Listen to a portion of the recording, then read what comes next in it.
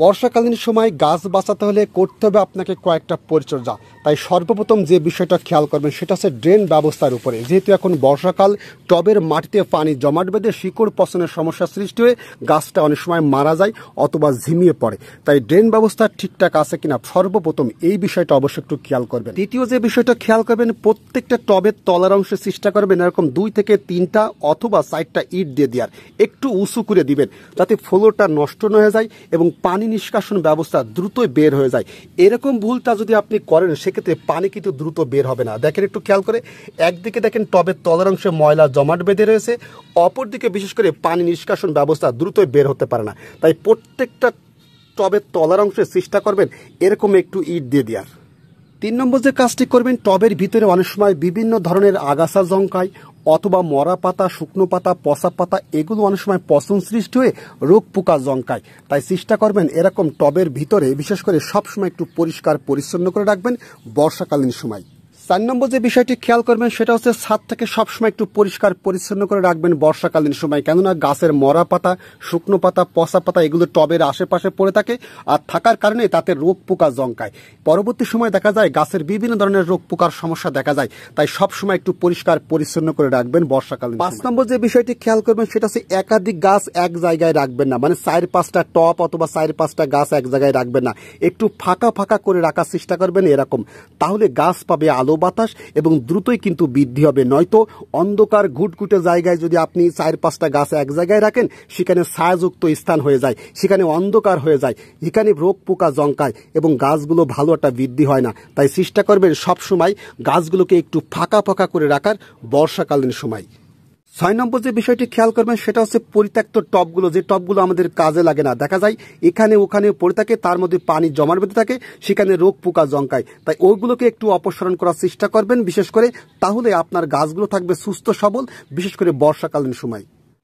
7 নম্বর যে বিষয়টি খেয়াল করবেন, অনেক সময় বর্ষাকালীন সময় বিভিন্ন ছত্রাকের আক্রমণ দেখা যায়। গাছগুলো হঠাৎ করে ঢলে পড়ে যাওয়া, পাতাগুলো ঝরে পড়ে যাওয়া, মাইটের আক্রমণ, মাকড়ের আক্রমণ, এই ধরনের নানান ধরনের পোকার আক্রমণ দেখা যায়। তাই বর্ষাকালীন সময় 7 থেকে 10 দিন অন্তর অন্তর কপার অক্সিক্লোরাইড এই গ্রুপের ছত্রাকনাশক 1 লিটার পানির মধ্যে 2 থেকে 3 গ্রাম হারে প্রতি 7 থেকে 10 দিন অন্তর অন্তর সকালবেলা অথবা বিকেলবেলা যে কোনোটা টাইমে স্প্রে করার চেষ্টা করবেন। তাহলে আপনার গাছগুলো সুস্থ সবল থাকে।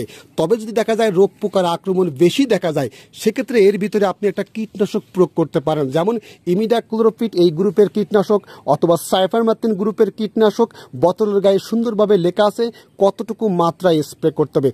তাহলে একটা কীটনাশক আর একটা এই ছত্রাকনাশক দুইটা একত্রে করে 7 থেকে 10 দিন অন্তর অন্তর যদি আপনি গাছের পাতার উপরে স্প্রে করতে পারেন সেক্ষেত্রে আপনার গাছগুলোর পাতা থাকবে এরকম সুস্থ সবল। 8 নম্বর যে বিষয়টি খেয়াল করবেন, আমরা অনেকেই ভুল কাজ করে থাকি। অনেক সময় টবের মাটি বর্ষাকালে ভিজে থাকে আর ভিজে অবস্থায় অনেক সময় আমরা লিকুইড খাবার দিই, রাসায়নিক সার দিই।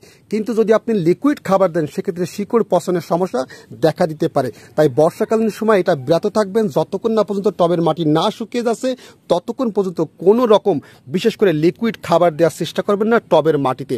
আর রাসায়নিক সারের কথা বলছেন, টবের মাটি ভিজে থাকা অবস্থায় যদি রাসায়নিক সার দেওয়া হয় সেক্ষেত্রে সেই সারে ভালো কাজ হয় না। তাই এই বিষয়টা অবশ্যই খেয়াল করবেন, যখন টবের মাটি একটু শুকনো হবে তখন রাসায়নিক সার দেওয়ার চেষ্টা করবেন টবের মাটিতে, তাহলে ওই সারে ভালো কাজ করবে।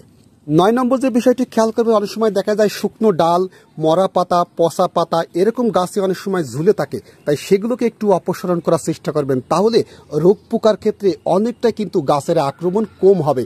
তাই গাছকে সুস্থ সবল রাখতে হলে এই বর্ষাকালীন সময় চেষ্টা করবেন গাছের মরা পাতা, শুকনো ডালগুলো একটু অপসারণ করার চেষ্টা করবেন।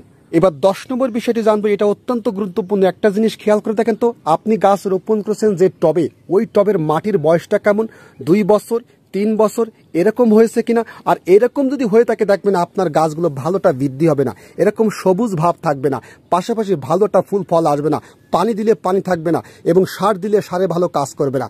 এরকম কেন হয় জানেন?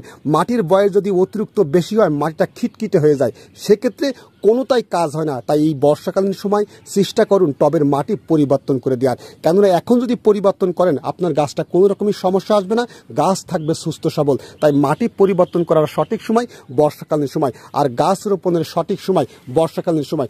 যদি আপনি এখনও টবে গাছ রোপণ না করে থাকেন, এই দ্রুত সময়ের মধ্যে এই বর্ষাকালে যে কোনো ফলের গাছ, ফুলের গাছ, সবজি চাষ করতে পারেন এই বর্ষাকালে।